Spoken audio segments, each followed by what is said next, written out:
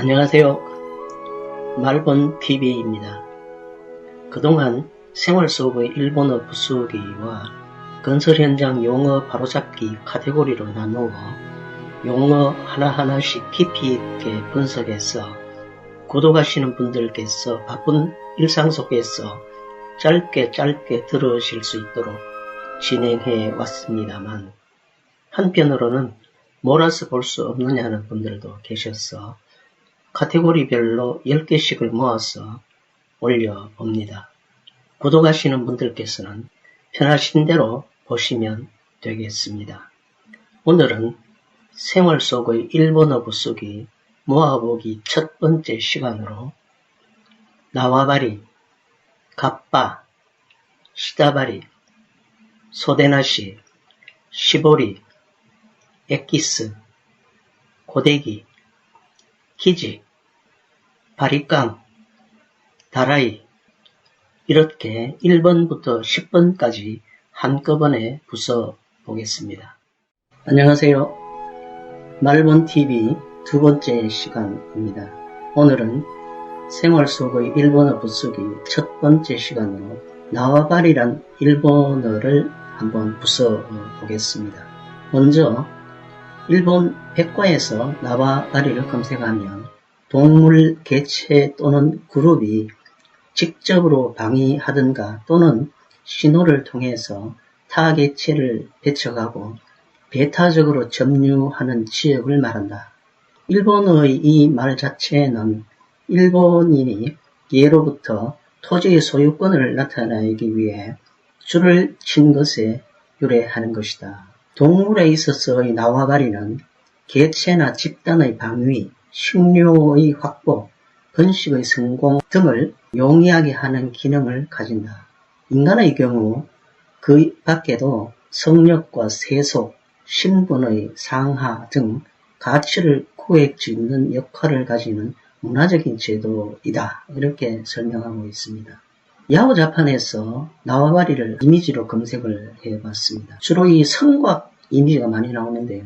예로부터 선곽의 경계나 구역 등을 이렇게 이미지로 나타냈습니다. 그래서 이것을 선곽의 나와바리도 이렇게 표시를 하고 있습니다. 그 다음에 앞서 백과에도 나왔듯이 동물 세계의 나와바리도 많이 나와 있고요.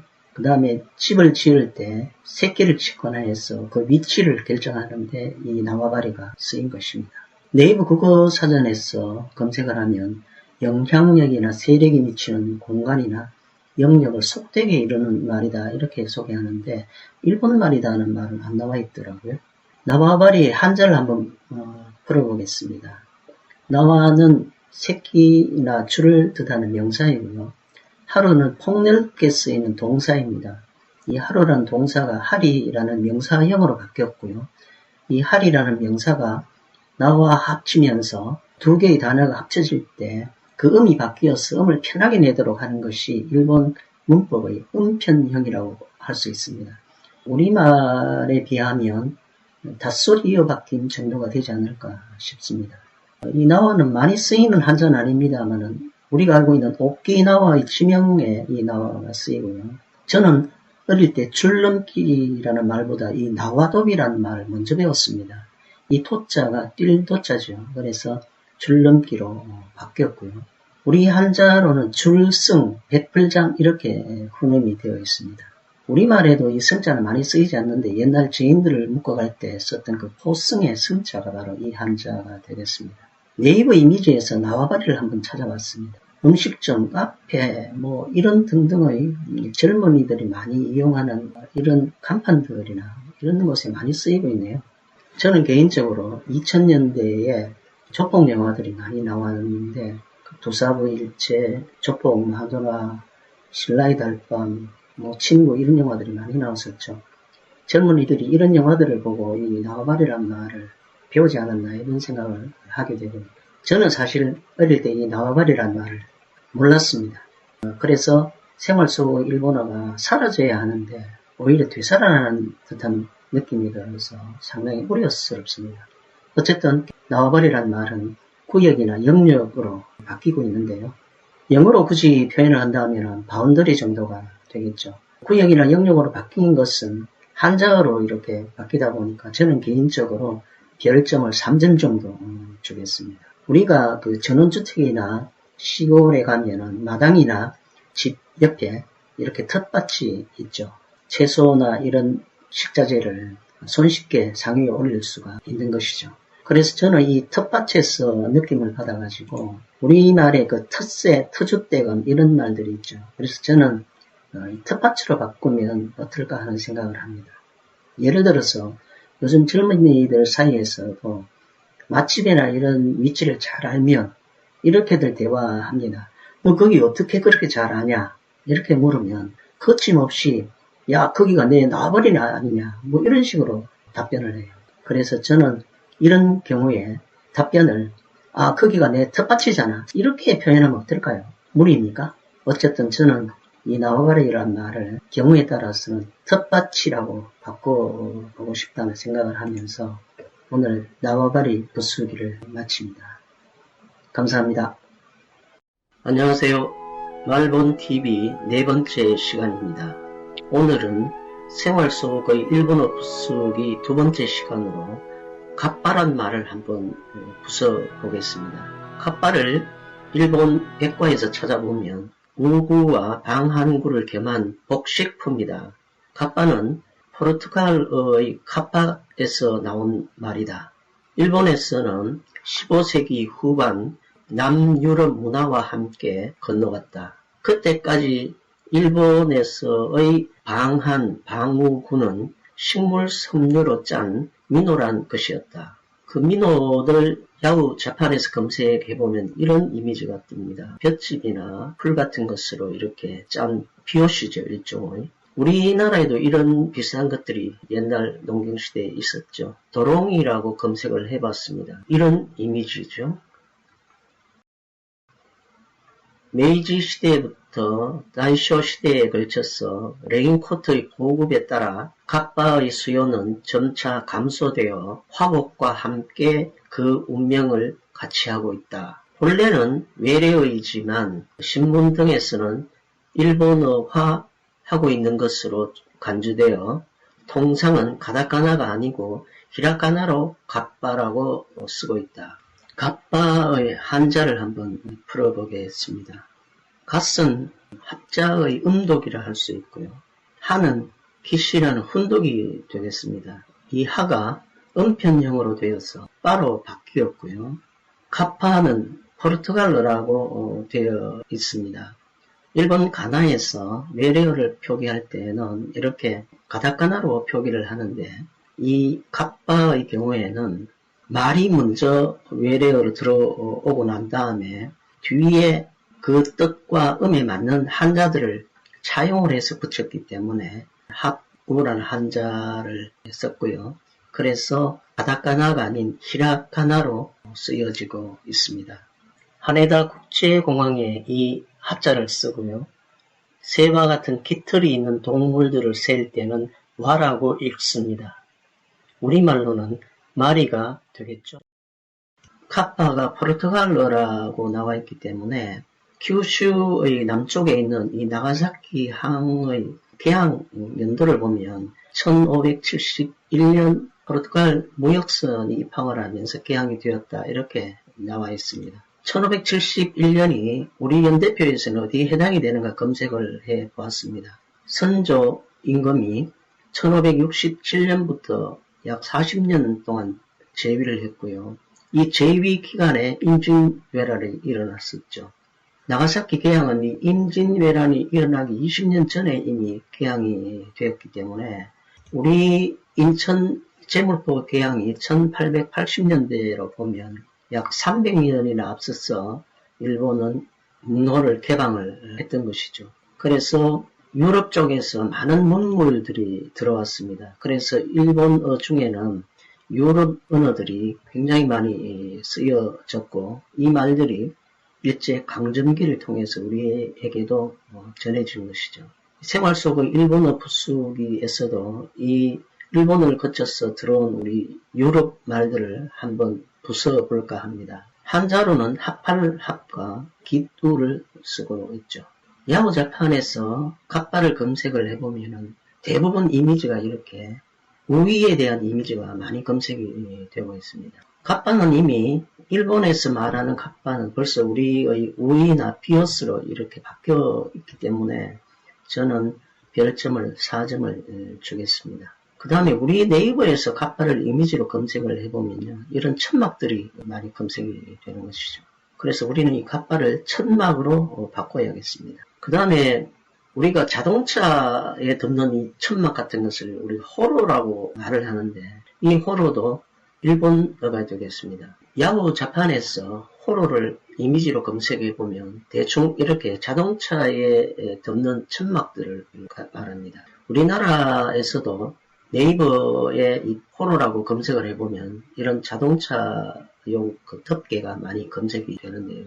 그래서 이 호로를 천막 또는 차량 덮개 이렇게 바꾸면 좋겠습니다. 한자로는 휘장 황자를 쓰고 있습니다. 그 갑바라는 같은 발음의 다른 뜻이 한두 개가 있는데요. 곁들여서 풀어보겠습니다. 이 갑바라는 것이 하동이라는 한자를 쓰면서 이 갑바라는 뜻은 일본 각지에 전해지는 물가에 사는 요괴의 일종이다. 이렇게 설명이 되어 있는데요. 우리나라에 그 진출해 있는 갑바스시 체인의 이 갑바의 캐릭터가 바로 이것입니다. 요괴라고 되어 있지만 아주 귀여운 의미로 쓰여지는 캐릭터이기도 합니다. 그 다음에 가타카나로 쓰는 갑바가 있습니다. 일본 사전을 찾아보면 남자의 잘 발달된 단단한 가슴 근육을 나타내는 은어이다 이렇게 말하고 있습니다. 이미지를 검색해보면요, 대충 이런 근육에 관련된 이미지가 있고요. 우리나라에서도 이 갑바를 네이버에서 검색해보면 이미지들이 뜨고 있습니다. 거의 같이 쓰여지는 언어다 이렇게 이해를 하시면 되겠습니다. 네이버 국어사전에서도 가슴 근육을 속되게 이루는 말이다 이렇게 표시하고 있습니다. 오늘은 갑바와 호로라는 차량용 덮개에 대해서 한번 부숴보았습니다. 감사합니다. 안녕하세요. 말본TV 6번째 시간입니다. 오늘은 생활 속의 일본어 부수기 3번째 시간으로 시다바리란 말을 한번 부숴보겠습니다. 시다바리를 네이버 국어 사전에서 검색해보면 일하는 사람의 곁에서 그 일을 거들어주는 사람을 속되게 이르는 말이다. 이렇게 되어 있습니다. 문화체육부에서 학생들을 대상으로 시다바리를 미딜꾼, 곁꾼, 보조원 등으로 순화하도록 말합니다. 시다바리란 말은 수공업 분야에서 주로 사용하고 있는데 시다라고 줄여서도 말합니다. 전봇대 같은 데 보면 이런 전단지를 간혹 보게 됩니다. 미싱이 수공업의 대표적인 분야 같습니다. 네이버 이미지에서 시다바리를 검색해보면 역시나 장동건, 유오성씨 같은 배우와 심지어 술집 간판까지 등장합니다. 내가 네 시다바리가 하는 이 영어 친구 속의 대사 한마디의 위력을 실감합니다. 옛날에는 조폭이란 말이 없었고 그냥 깡패 세계에서 상하 관계를 오야붕, 꼬붕 뭐 이렇게 구분했던 것 같습니다. 산업기술 분야에서는 그 밖에도 시로도와 신마이라는 말을 썼던 기억이 납니다. 일본 용어를 많이 쓰는 건설 현장에서는 오히려 시다바리란 말을 쓰지 않습니다. 건설 회사 측 조직에는 보통 현장 소장, 기사, 반장, 식장 이렇게들 부르고요. 협력 업체 측 조직에는 아직도 일본 용어들이 남아 있습니다. 오야가다, 오야지는 아버지라는 뜻인데 책임자나 소장을 말하고요. 세와는 폐, 신세진, 도움 이런 뜻인데 부책임자를 말하고요. 쇼코닝은 장인이라는 뜻으로 숙련공이나 기능공을 말하고요. 데모도는 손주위라는 뜻으로 조력공을 말합니다. 여기에서 데모도라는 말은 아직도 많이 쓰고 있습니다. 시다바리의 한자를 한번 풀어보겠습니다. 시다는 아래 밑 의미의 명사이고요. 하루는 폭넓게 쓰이는 동사입니다. 이 하루가 할이라는 명사형으로 바뀌었고요. 두 단어가 합쳐질 때 음을 편하게 내기 위해 하리가 바리로 바뀐 것입니다. 일본 백과에서 시다바리를 검색해보면 장지문, 병풍 등의 초백 또는 그것을 바르는 일 이렇게 소개하고 있습니다. 야오자판에서 시다바리를 이미지로 검색해 봐도 이렇게 도배와 병풍 같은 이미지가 대부분입니다. 그러나 우리는 시다바리를 경우에 따라 보조원, 미딜꾼, 부하, 수하, 조력공 등으로 바꾸면 좋겠습니다. 별로 산뜻한 느낌이 아니라서 저는 별점 3점을 주겠습니다. 우리의 한자로는 아래하, 베풀장 되겠습니다. 오늘은 생활 속의 일본어 부수기 세 번째 시간으로 시다바리란 말을 한번 부숴봤습니다. 감사합니다. 안녕하세요. 말본TV 8번째 시간입니다. 오늘은 생활 속의 일본어 부수기 네 번째 시간으로 소대나시란 말을 한번 부숴보겠습니다. 소대나시를 일본 백과에서 검색해보면 소매가 붙어 있지 아니한 의복 이렇게 되어 있습니다. 한자를 풀어보면 소대는 소매란 뜻의 명사이고요. 나시는 없다란 뜻의 형용사인 나이의 명사형입니다. 야오자판에서 소대나시를 이미지로 검색해보면 이렇게 민소매의 이미지가 많이 나옵니다. 그리고 한소대란 일본어가 있습니다. 이미지를 검색해보면 반팔 셔츠의 이미지가 나옵니다. 또 나가소대란 말도 있습니다. 검색해보면 이런 긴팔 셔츠의 이미지가 나옵니다. 저는 어릴 때 이 세 가지 말을 다 썼었습니다. 세월이 지나면서 나가소대는 긴팔 긴소매로, 한소대는 반팔 반소매로 바뀌었는데 유독 소대나시는 아직도 제대로 바뀌지 않고 있습니다. 민소매라는 멋진 우리말이 있음에도 불구하고요. 더욱 황당한 것은 소대나시를 줄여서 그냥 나시라고도 말하는데 글자 그대로라면 나시란 없는 것을 입는다는 뜻이 됩니다. 특히 나시란 말을 많이 쓰는 여성분들께 간곡히 부탁합니다. 다음 세대에는 이런 황당한 남의 나란 말을 물려주지 말자고요. 별점 5점을 드릴 테니까요. 아시겠죠? 또 소대 카바라는 것이 있었죠. 어찌 보면 타국적 언어입니다. 소대는 일본어이고 카바는 영어니까요. 토시의 이미지는 이런 이미지들이었죠. 이 소대 카바는 예쁜 우리말 토시로 바뀌어 별점 4점을 주겠습니다. 건축 현장에서도 소대란 말을 쓰는 부분이 있습니다.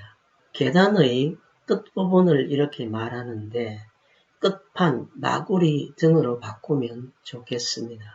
우리의 한자로는 소매수, 읍슬무 이렇게 되겠습니다. 이 소매수자는 고사성어 수수방관이라는 말에 쓰입니다. 팔짱을 끼고 남의 일처럼 보고만 있다는 뜻이죠. 네이버 지식백과에 올라온 재미있는 일러스트 한 컷을 보면서 웃어봅니다. 오늘은 생활 속의 일본어 부수기 네 번째 시간으로 소대나시란 말을 한번 부숴봤고 나시란 말은 박살을 내고 싶습니다. 감사합니다. 안녕하세요. 말본TV 10번째 시간입니다. 오늘은 생활 속의 일본어 부수기 5번째 시간으로 시보리란 말을 한번 부숴보겠습니다. 시보리를 일본 백과에서 검색해보면 카메라의 렌즈를 통과하는 빛의 양을 조절하는 장치, 렌즈의 중심을 둘러싼 여러 장의 날개를 조작해서 원형 또는 그에 가까운 다각형의 빛을 통과하는 구멍을 연속적으로 변화시킨다. 셔터와 함께 광량 조절상 중요함 이렇게 설명하고 있습니다. 이미지를 검색해보면 이렇게 광학 렌즈와 연관된 조리개들이 뜹니다. 네이버 이미지에서 조리개를 검색하면 같은 이미지들이 뜹니다. 영상기기에서 조리개란 말이 오래전부터 폭넓게 쓰여 다행입니다. 일본 한자로는 흔히 시보르라는 동사의 명사형이고 음은 코입니다. 별점 4점을 주겠습니다. 네이버 국어사전에서는 옷의 소매나 밑단에 사용되는 신축성 있는 편성물 이렇게 되어 있고 이미지는 이렇게 소매나 바지의 주름진 끝단을 말합니다.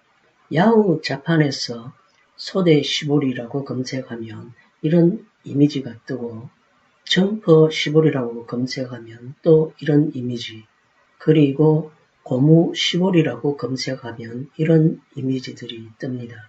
의류나 봉제 분야에도 건설 못지않게 일본어들이 남아있는데 이 분야의 시보리는 조르개로 바꾸자는 의견이 많습니다. 별점 4점을 주겠습니다. 우리의 한자로는 목밀교이며 많이 쓰이는 한자는 아닙니다만 교수형의 이 한자를 씁니다. 일본 백과에는 시보리 조매의 줄임말이라고 나와 있습니다. 시보리 조매에는 천의 일부에 실로 묶거나 꿰매거나 접어서 압력을 가한 상태로 천을 염색하는 것으로 압력이 걸린 부분에 염료가 스며들지 않도록 해 무늬가 만들어진다. 이렇게 설명합니다. 이미지를 검색하면 이렇게 번진 무늬의 염색을 말합니다. 이 이미지는 실이나 고무로 묶거나 하는 작업을 보여줍니다. 네이버에서는 홀치기라고 검색하면 같은 이미지가 나옵니다. 특히 하오리라는 기모노 위에 입는 짧은 길이의 겉옷에 많이 쓰였습니다. 이 홀치기는 대부분 수작업이라서 60년대, 70년대 우리 여성들이 외화벌이에 한몫을 했습니다. 홀치기란 말 별점 4점 주겠습니다. 시보리란 말이 일상생활에도 다양하게 쓰였는데 음식점에서 사용하는 물수건이 바로 그렇습니다. 이 시보리에는 특이하게 접두어 오가 붙어 있습니다. 이 오나 고는 중요한 물건이나 사람이 붙이는 접두어인데 이 물수건이 사람의 손이나 얼굴을 닦는다고 소중하게 취급된 듯합니다. 시보리의 연관어가 아주 많습니다만 그중 몇 가지만 알아보겠습니다. 시보리다시라는 차주전자가 있는데 네이버에서도 시보리다시로 그대로 검색되는 걸 보면 아직 우리말로 바꾸기가 쉽지 않나 봅니다. 도자기 쪽 전문 용어라 저도 물음표를 그냥 붙였습니다. 그 밖에도 과즙기, 제빵의 짤주머니 등도 있습니다. 산업단지 같은 곳에 가면 헤라 시보리란 간판이 보이는데 저게 도대체 무슨 말인지 늘 궁금했는데 이번 기회에 확실히 알아봅니다. 네이버에서 헤라 시보리를 검색하면 이런 이미지들이 뜹니다. 대부분 위가 좁은 금속 제품들입니다. 헤라 이미지는 모두 주걱 같은 물건들인데 구두 주걱, 페인트나 잉크 등을 고루 펴 바를 때 쓰는 것들이죠. 한자로는 통발위라는 어려운 한자를 쓰고 있어서 일본에서도 가나를 바로 쓰고 있습니다. 위가 좁아 프레스 가공이 안 되므로 주로 소량의 수작업을 하는데 이때 파란색의 헤라로 압력을 가해 빨간색의 시보리 제품을 만들어내는 것이 바로 헤라 시보리입니다. 금속 관련이라 메탈 스피닝이란 영어로 바뀌어도 될 듯 합니다. 마지막으로 술 얘기를 한번 해봅니다. 시보리의 한자는 다르지만 비슷한 뜻으로 사용되는 시보리가 있습니다. 이 캔맥주 낯 익으실 겁니다. 저도 일본 가면 즐겨 마시는 캔 맥주입니다. 이 상표가 기린 맥주의 이치방 시보리입니다. 이치방 시보리란 맥주업계 용어로 맥주 제조 시 거르지 않는 원료의 자중만으로 저절로 흘러나오는 맥즙이다. 기린 이치방 시보리 생맥주는 이 이치방 시보리 맥즙만을 사용하고 있어서 떫은 맛은 줄이고 담백한 맥주를 제조할 수 있다라고 합니다. 오늘은 생활 속의 일본어 부수기 5번째 시간으로 시보리란 말을 한번 부숴봤습니다. 감사합니다. 안녕하세요. 말본TV 12번째 시간입니다. 오늘은 생활 속의 일본어 부수기 6번째 시간으로 에키스란 말을 한번 부숴보겠습니다. 에키스란 말을 일본 백과에서 검색해 보면 동물이나 식물 등의 성분을 물이나 에탄올 또는 물과 에탄올의 혼합액에 침출시킨 액체를 농축시킨 것, 의약품이나 가공식품의 재료 등에 쓰여짐.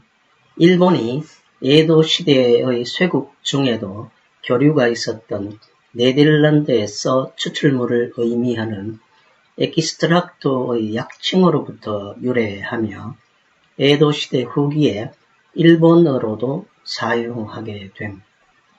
그 다음 의미로는 사물의 가장 본질적인 부분, 정수, 수, 에센스 이렇게 설명하고 있습니다. 네덜란드를 일본어로 오란다라고 표기를 하는데 네덜란드 서부 지역 지명인 홀란드에서 따온 말이라고 합니다. 추출물이란 뜻의 익스트랙트 스펠이 영어와 같지만 일본에 들어온 익스트랙트는 네덜란드어입니다. 16세기에 유럽과 교역을 하면서 네덜란드로부터는 화훼, 식품 이런 문물들이 많이 들어온 듯 합니다. 그러나 황당한 것은 익스트랙트를 줄여 익스트랙트 스펠의 EX만으로 추출물을 표현한 것이며 더욱 황당한 것은 그 에키스란 말을 우리가 그대로 표준 외래어처럼 써오고 있다는 것입니다. 야후 자판에서 에키스를 이미지로 검색해보면 메쉬를 비롯한 많은 추출물들이 보입니다. 네이버에서 에키스를 이미지로 검색해보면 비슷한 이미지들이 뜹니다. 특히 건강보조식품에는 에키스란 말이 필수적으로 쓰이는 듯 합니다. 에키스를 진액으로 바꾸어 쓰기도 하는데 추출액, 농축액보다는 함축성이 있어 좋습니다. 일단 별점 3점을 주겠습니다. 저도 처음에는 진액이 진하다는 의미이거나 진짜라는 의미가 아닌가 생각했습니다만 네이버 사전에서 진액을 찾아보면 한자도 다르고 생물의 몸 안에서 생겨나는 액체, 수액이나 체액 따위를 이름 이렇게 되어 있습니다. 일본어에서도 진액이란 한자어를 쓰고 있습니다. 이 진자는 쓰나미란 말에 쓰이며 우리 한자로는 나루진, 진액 이렇게 되겠습니다. 학원가에서도 광고 문구에 에키스란 말을 쓰기도 하는데 핵심, 진수 등으로 바꾸면 좋겠습니다. 오늘은 생활 속의 일본어 부수기 6번째 시간으로 에키스란 말을 한번 부숴봤습니다. 감사합니다. 안녕하세요. 말본TV 14번째 시간입니다. 오늘은 생활 속의 일본어 부수기 7번째 시간으로 고데기란 말을 한번 부숴보겠습니다. 고데란 말을 일본 백과에서 검색해보면 고데는 손에 쥐고 사용하는 도구의 총칭 이런 설명과 함께 많은 뜻의 고대가 나옵니다. 제일 먼저 나오는 것이 건축공사에 쓰는 흑손입니다. 미장작업 용구의 하나, 진흙, 회반죽, 몰탈 등을 바를 때 사용하는 것. 야후자판에서 고대를 이미지로 검색해보면 역시 이런 흑손들이 먼저 보입니다. 두 번째가 인두에 대한 설명이고, 여섯 번째가 납땜 인두에 대한 설명이고, 일곱 번째가 유화에 쓰는 나이프에 대한 설명이고, 우리가 오늘 부숴야 할 고대는 네 번째 것입니다. 가위 모양의 철제 조발용구, 달구어 두고 머리카락에 웨이브를 거는데 쓰인. 네이버에서 고대를 이미지로 검색해보면 이런 이미지들이 뜹니다. 고대기로 이미지를 검색해보면 이런 기구들 이미지가 뜹니다. 고대란 말 자체에 도구란 의미가 들어있는데 여기에 기를 더 붙여서 말합니다. 우리 한자어에서는 흑손만이고 기는 그릇기, 틀기 둘 다 쓰기도 하는데 저는 기구의 의미에 가깝다고 보면 그릇기를 쓰겠습니다. 정작 일본은 고대란 말을 쓰지 않고 헤어 아이론이란 말을 씁니다. 아이언을 영한사전에서 찾아보면 철 외에 다림이란 뜻이 있습니다. 일본어에서 아이언이란 단어는 뜻에 따라 발음이 다릅니다. 철을 의미할 때는 아이언으로 읽고 다리미를 의미할 때는 아이론으로 읽습니다. 우습게도 아이언맨은 뭐라고 발음하나 야후자판에서 검색해 봤더니 아이언만으로 대부분 이미지가 검색되고 아이론만으로도 이미지가 조금 검색되네요. 언어란 것이 참으로 묘한 것 같습니다. 미용계에서도 고대기의 언어 순화에 고민하는 듯 합니다. 직발기, 전기머리 인두기 이렇게 무겁고 긴 단어로는 언어 순화가 현실적으로 불가능합니다. 별점 2점을 주겠습니다. 한글로 순화하기가 어려우면 차라리 영어를 쓰죠. 저는 헤어 컬러, 헤어 웨이버 이렇게 바꾸면 어떨까 생각합니다. 다행히 두 가지 모두 이미지가 검색이 되는군요. 고대, 파마, 어릴 때부터 동네 미장원에서 많이 봐왔던 글자입니다.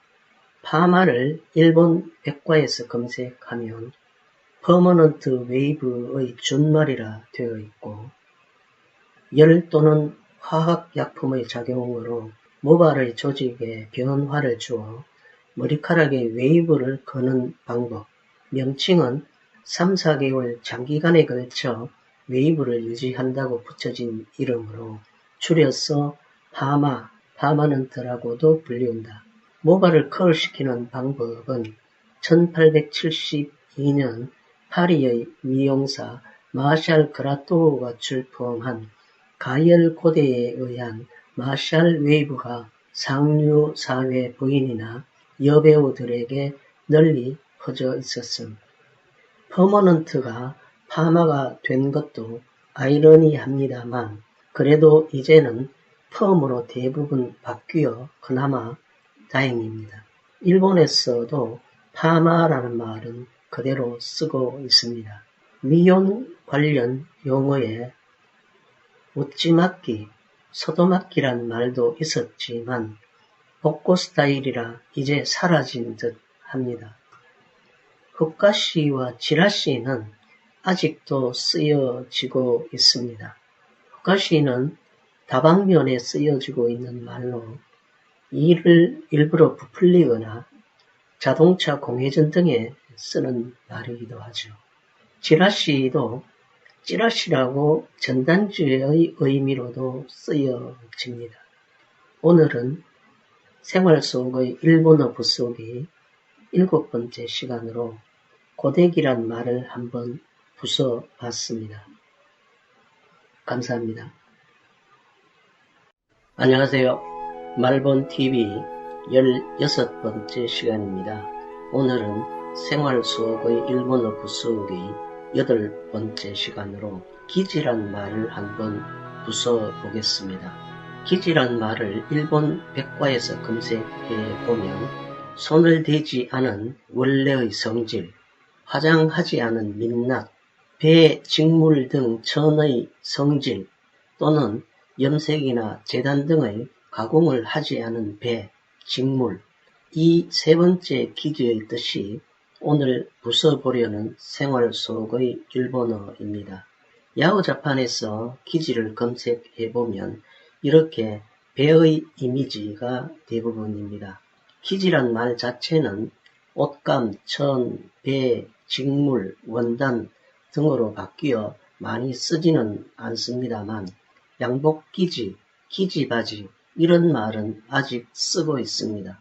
네이버에서 양복기지, 기지바지를 검색해보면 아직도 이런 이미지들이 많이 뜨고 있습니다. 양복지, 모직바지 등으로 바꿔 쓰면 별점 3점 주겠습니다.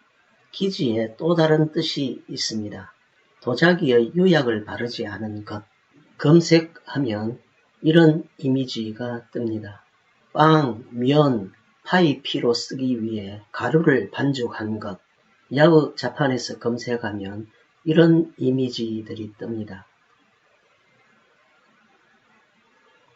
제가 학교 다닐 때 사지복이란 교복이 있었습니다. 면직물로 만든 교복은 검정색이 잘 바래고 이 사지복은 모직물같이 비싼 것이었습니다. 사지복을 검색해보면 이런 학생복 이미지들이 많이 뜹니다. 사지의 어원 서지는 유럽 쪽에서 건너온 말이라고 합니다. 서지를 네이버 사전에서 검색해보면 원래 견모 교직을 가리켰으나 주로 소모사를 써서 능직으로 짠 천, 바탕이 올차고 내구성이 있어 학생복 따위에 사용된다. 여기서 소모사는 양털 섬유를 말하며 능직은 시줄에 대해서 사선으로 짠 직물을 말합니다. 오늘은 생활 속의 일본어 부수기 8번째 시간으로 기지란 말을 한번 부숴봤습니다. 감사합니다. 안녕하세요. 말본TV 18번째 시간입니다. 오늘은 생활 속의 일본어 부수기 9번째 시간으로 바리깡이란 말을 한번 부숴보겠습니다. 바리깡이란 말을 일본 백과에서 검색해보면 19세기 중반 세르비아인이 원리를 고안함. 이발용 바리깡은 미국의 자동차 회사인 링컨과 캐딜락을 창업한 헨리 리란드가 발명했다고 함. 1919년에 전동 바리깡의 제조와 판매를 개시함. 1921년에 특허가 공시되고 나서 미국에서는 1920년대 말까지는 이발소를 중심으로 보급되고 2차 세계대전 후에는 세계적으로 보급됨. 일본에서의 역사는 1883년에 프랑스 주재 외교관이 가지고 돌아와 보급됐다고 전해지고 있음. 1888년에 실용화되고 1935년에 전성기를 맞은 이 전성기였던 일제강점기에 우리나라에도 보급된 것으로 보입니다. 야후 자판에서 옛날 바리깡을 검색해보면 이런 이미지들이 뜹니다. 이 이미지를 보면 원래 양털 깎는 기계를 개조해 만든 것이라 처음에는 두 손으로 사용했던 것 같습니다. 이제는 전부 전동 바리깡으로 검색됩니다. 네이버에서 옛날 바리깡을 검색하면 마찬가지로 이런 이미지가 뜨고 지금은 모두 전동 바리깡으로 검색됩니다. 바리깡에 이런 젠더를 끼워 길이를 조절했고 제가 학생 때는 리브가리 6mm 길이가 되겠죠. 리브가리로 깎았던 기억이 납니다. 아픈 에피소드도 있습니다. 기계충이라는 것이 있어 원형 탈모같이 머리카락이 빠지기도 했었죠. 바리깡과 뗄 수 없는 소품 면도기도 있었죠. 바리깡 이꼴 삭발이란 느낌으로 군대, 학교, 교도소 등 집단체제의 상징물이기도 했습니다. 시대적 아픈 기억도 있었죠. 서슬퍼랬던 유신체제 하에서 장발과 미니스커트 단속이 그러했습니다. 역사적으로는 단발령과도 무관하지 않습니다. 일본은 1871년 메이지 시대에, 조선은 1895년 고종 때 내린 이 단발령이 바리깡이 널리 보급된 배경이 됐다니 참으로 아이러니합니다. 프랑스의 베리콘트 앳 마르라는 회사의 제품명이 일본의 바리깡으로 잘못 전달된 프랑스어라 하지만 일본식 발음이니 쓰지 않는 것이 좋겠죠. 이발기, 조발기 등으로 바꾸었으면 별점 3점 주겠습니다. 요즘은 예견 바리깡도 있나 봅니다. 요건 털깎기라고 해야겠죠. 오늘은 생활 속의 일본어 부수기 9번째 시간으로 바리깡이란 말을 한번 부숴봤습니다. 감사합니다. 안녕하세요. 말본TV 20번째 시간입니다. 오늘은 생활 속의 일본어 부수기 10번째 시간으로 다라이란 말을 한번 부숴보겠습니다. 다라이란 말을 우리말로 착각하는 사람들이 의외로 많아 서둘러 부숴봐야겠습니다. 다라이란 말을 일본 백과에서 검색해보면 세수란 말, 데아라이의 변화한 말, 찬물이나 뜨거운 물을 넣고 얼굴이나 손발을 씻는 데 쓰이는 평평한 용기, 옛날부터 대부분 들기 위해 손잡이가 2개 붙어 있었어. 현재는 주로 세탁에 쓰이는 비교적 대형의 것을 가리키고 목재, 금속재, 플라스틱재 등의 것이 있어 세탁기가 없었던 시절에 주로 세탁 용도 등으로 많이 쓰였음. 옛날에는 이런 나무로 만든 세탁 용기였겠죠. 데아라이의 변화한 말이라 했으니 한자를 차용했었기 때문에 복잡한 한자입니다. 후는 다라이, 음은 칸입니다. 우리 한자어로는 대야관으로 읽힙니다.